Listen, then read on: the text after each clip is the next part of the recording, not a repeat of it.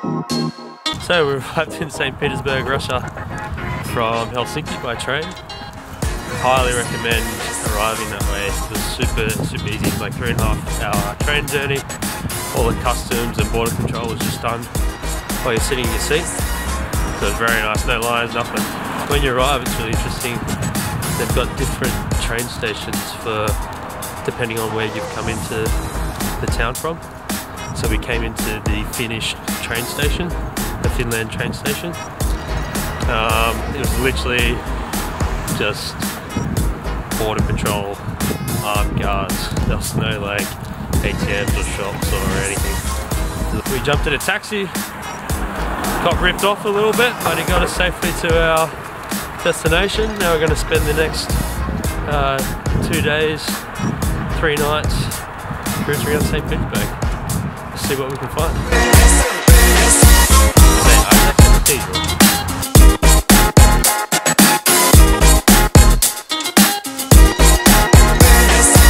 Magnitude of how rich the Russians were. Apparently a lot of this is pure gold. It's pretty It's pretty amazing.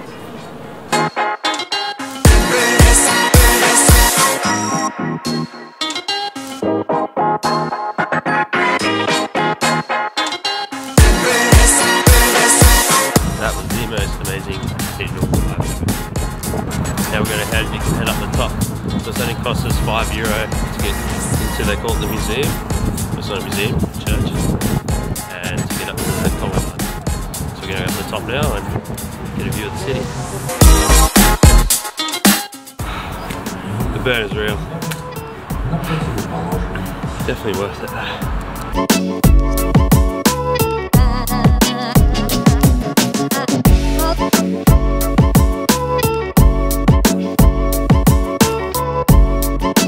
Isaac's Cathedral. Definitely hit it up.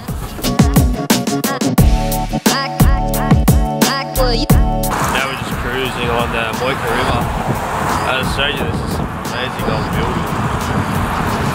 Now we're heading to the Peterhof Palace Square.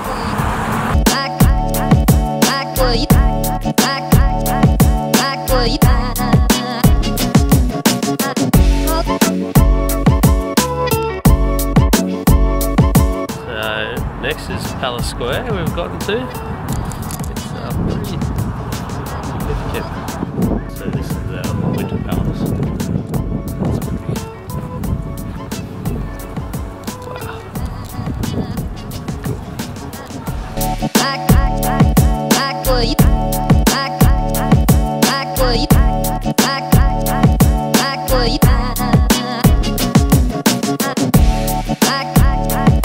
That was pretty cool. Now we're gonna go find some lunch.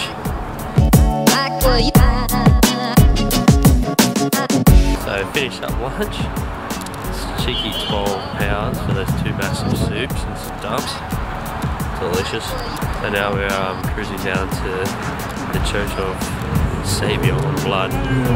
It's got something like 7,500 square meters of mosaics on and throughout the church.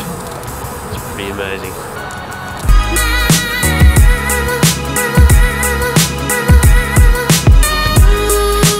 Pretty sweet, no lines. €3 to get in. Check this place out. Let's go. It was Alexander II that was mortally wounded. Apparently this is the spot. Exactly. And that's why the church was built in this exact spot.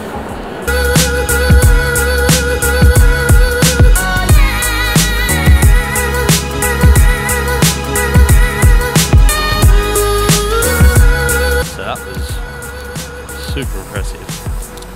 Before when I said, or I had read up that there was a lot of mosaics, it was an understatement. All the walls were mosaics. Everything in there was a mosaic. It was so impressive. The artists who must have done that, skillful. Could spend hours just like looking at all the little portraits and all the effort and work that's been put into it. So now we're gonna go stroll through some gardens and then work our way into the Nevsky project, have some beers and dinner and enjoy the night. So next door to the church, the Museum of Russia. We won't go there. It's not a thing. But just in case you're interested.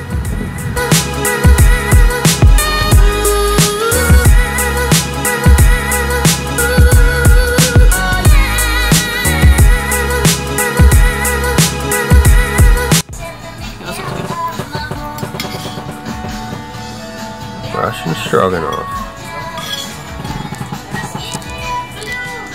The biggest surprise in Russia, beef stroganoff has no mushrooms in it. It's an Americanized version that has mushrooms in it. It's still delicious, so it had gherkins instead. So our first thing for day 2 is St. Petersburg Mosque. Also pretty cool. It's our first little bit of snow that we've seen on the ground. And here's the mosque. At the time it was built, it was Europe's largest mosque. I don't think it is anymore. Let's go check it out, eh?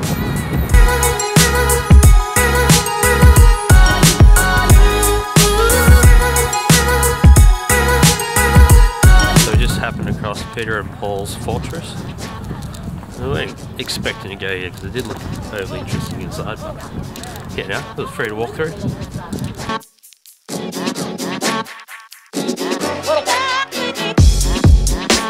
is pretty cool. You can walk out on this little pier from the fortress to the riverbank, and it looks like we'll be able to walk around the edges of the fortress.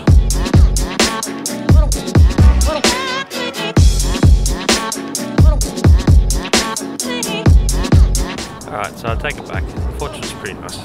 It's built by Peter the First.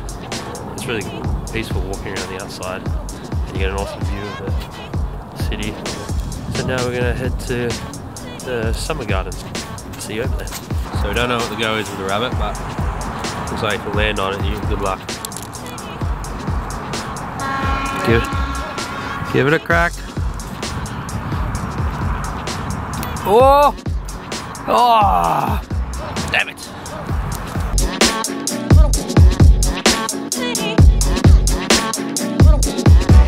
Welcome to the summer garden. I have a feeling the summer garden will be quite spectacular in the summer, not the winter, which it is now. Looks like that'd be a fountain. These would all be lined trees with like flowers, another fountain in there.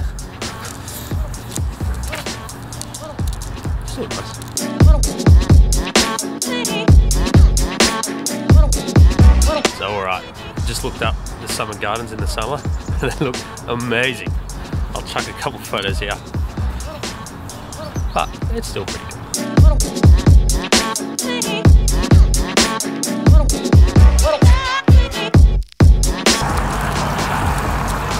That was the summer gardens, quite pretty. Now we're going to head down to the Fabergé Egg Museum. Check out some jewels.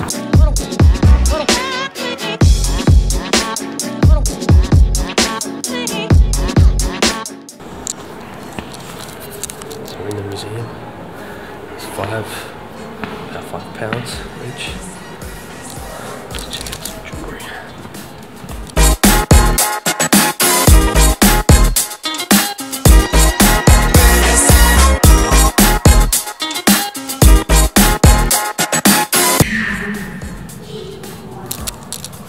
Now that's a punch bowl.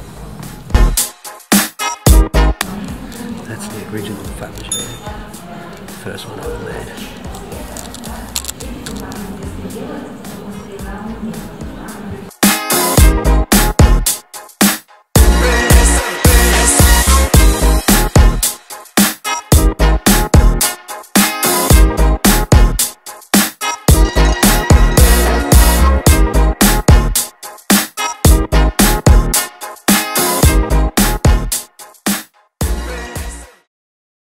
St. Petersburg was such a surprise to us. It was like Europe on steroids. To know the background of St. Petersburg is to look up Peter the Great. He basically built the city and made it a capital. We spent 3 nights in St. Petersburg. so 2 full days. It was enough to sort of walk around the main parts of the city, but not enough to see everything. Like, we didn't get to any of the museums, like the Hermitage Museum. Also something, if you go in the summer, I'd definitely put aside to go out to the Peterhof Palace. That thing looks incredible. But, something we definitely recommend, Megaphone does a deal where you can get a SIM card sent to your address outside of Russia, so you can have a SIM card when you arrive in Russia. Would definitely recommend that if you're looking at getting any taxis, because they rip you off. Like, we got ripped off by not too much, but we've had other people getting ripped off by way more. So you can pre-order that SIM, so you arrive with data, and then they have the app Get to order taxis, and they cost like nothing to get around. Another useful tip is we had the app Microsoft Translator. It only worked with data, so if you got the SIM card it'll work, but that was a massive saver. They don't speak much English in Russia. Most places don't speak English at all. St. Petersburg, you're lucky, like a lot of menus will be in English, but the Microsoft Translator app will translate the Russian alphabet for you. So the hardest thing in Russia is that the alphabet is totally different from ours, so you can't recognize anything. So that app was super useful for us, just getting around, even getting some help here and there, because people really don't speak any English, and if they do, they only speak a little bit. From here, and our next stop is Moscow, so follow along and see you there.